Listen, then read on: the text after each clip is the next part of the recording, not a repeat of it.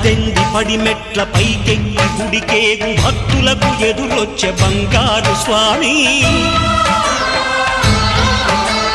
ఇరుముడులు స్పృశించి శుభమును దీవించి జన బృందముల చేరే జగమేలు స్వామి తన భక్తులొనరిల్చు తప్పులకు తడబడి ఒక పక్క ఒరిగెన ఓంకారమూర్తి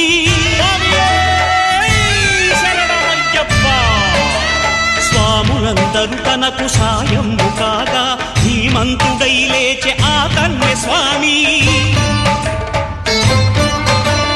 పట్టబంధము వీడి భక్తతతికై పరుగు పరుగున వచ్చే భూమిపైకి నరుడై